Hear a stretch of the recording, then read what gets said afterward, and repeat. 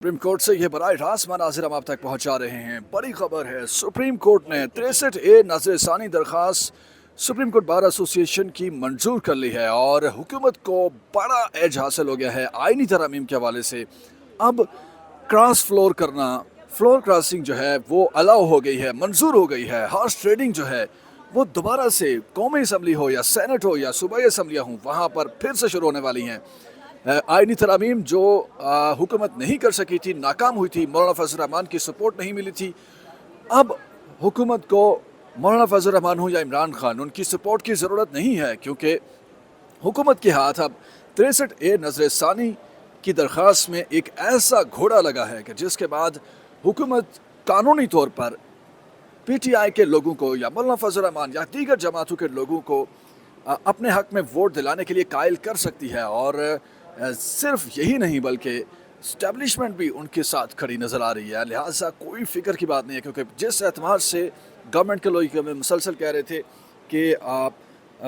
उन्हें एतमाद है, उनका वो आइनी तरामीम जो हैं वो कर लेंगे, अब खुलकर पता चल चुका है, सामने आ गई है बात कि कैसे हुकूमत को एतमाद था। आखिर काजी साहब ने आज मुतफ़िका तौर पर 5 रुकनी जो बेंच है उसने ये फैसला सुना दिया है कि जो हॉर्स ट्रेडिंग को रोकने के लिए कानून था 63A, उसमें मुनहरिफ रुकन का वोट शुमार होगा या नहीं होगा। तो इस हवाले से आज बड़ा फैसला आया है कि 63A के तहत जो भी रुकन पार्लियामेंट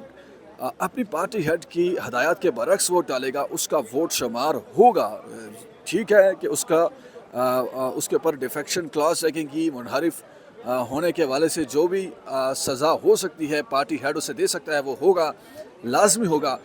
वो कौमी असम्बली की नशिस्त से भी जा सकता है, सेनेट की नशिस्त से भी जा सकता है, लेकिन जो उसने वोट डाला होगा, मसलन आइनी तरामीम अगर आ रही हैं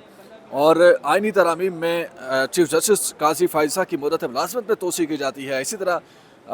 जो आइनी अदालत है वो बनाई जाती है, जजेस की उम्र बढ़ाई जाती है, या इस तरह की लेजिस्लेशन जो है वो अगर आती है और इस लेजिस्लेशन में PTI के लोग भी अगर वोट डालते हैं हुकूमत की हमायत में, तो इमरान खान PTI के अपने लोगों को पार्टी से तो निकाल सकते हैं, लेकिन जो वो वोट डाल देंगे वो वोट काउंट होगा। और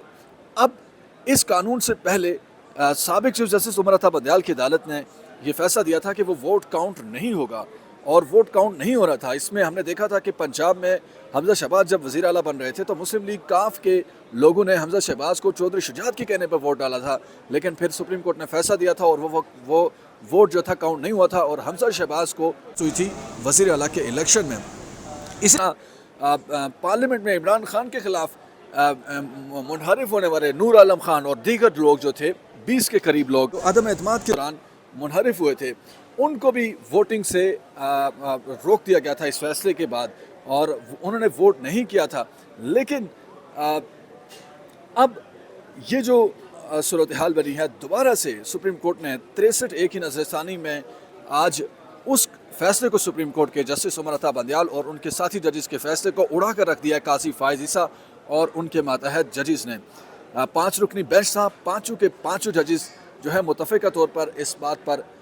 इत्तफाक करते हैं कि 63A नजरसानी अपील मंजूर की जाती है। और अब हुकूमत के हाथ में एक ऐसा ये एक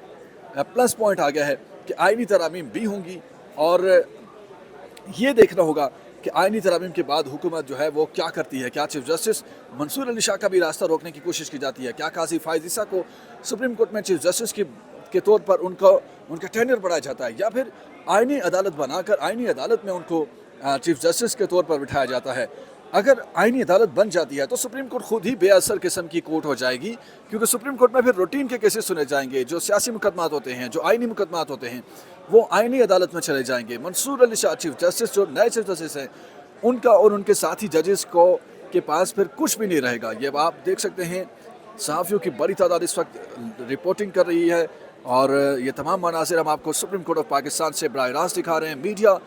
इस तमाम तर सूरत हाल को लम्हा ब लम्हा अपडेट कर रहा है। ये बड़ी खबर है, और पाकिस्तान की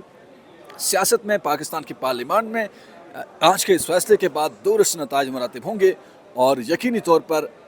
वो बाब जो बंद हुआ था हॉर्स ट्रेडिंग का, ये कहा जा रहा है कि आज के इस फैसले से दोबारा खुलेगा। PTI ने اس